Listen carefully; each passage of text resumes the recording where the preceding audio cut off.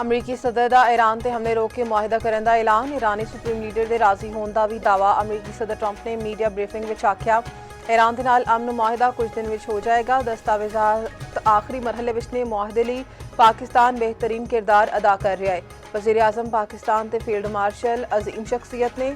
ਦਸਤਖਤ ਦੀ ਤਕਰੀਬ ਯੂਰਪ ਵਿੱਚ ਹੋਣ ਦਾ ਇਮਕਾਨ ਹੈ। ਅਮਰੀਕਾ ਵੱਲੋਂ ਜੈਡੀ ਵੈਂਸ ਸ਼ਰੀਕ ਹੋਣਗੇ।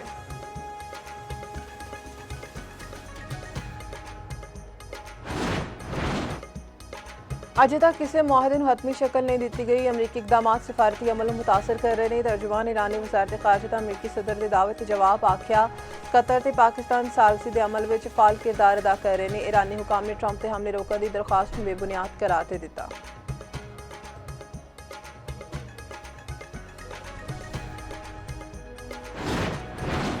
17.5 ट्रिलियन रुपए तो वध हजम का विफाकी बजट अज पेश होएगा। सरकारी मुलाजमान दी तनख्वाहां ते पेंशन विच वाधे का इम्कान है। सोलर पैनल्स ते सेल्स टैक्स की शरह वधा के 4% करने की तजवीज़ वापस। दरामदी इलैक्ट्रिक गड्डियां ते सेल्स टैक्स 25% तक वधाउण दा इम्कान है। पेट्रोलियम लेवी तो 1727 अरब वसूली का प्लान। विफाकी काबीना का इजलास अज दोपहर 2:30 बजे तलब। नवी विफाकी बजट की मंजूरी दी जाएगी।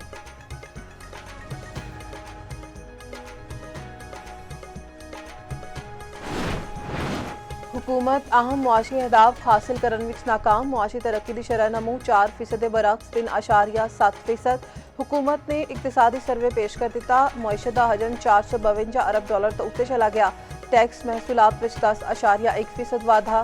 अफराते ज़र में पिछले 2 साल में बतदरीज कमी। वज़ीर खजाना मोहम्मद औरंगज़ेब ने दस्सिया कि मुल्क में शरह ख्वानदगी 63% हो गई है। ज़रई कर्जिया में 15% वाधा होया है।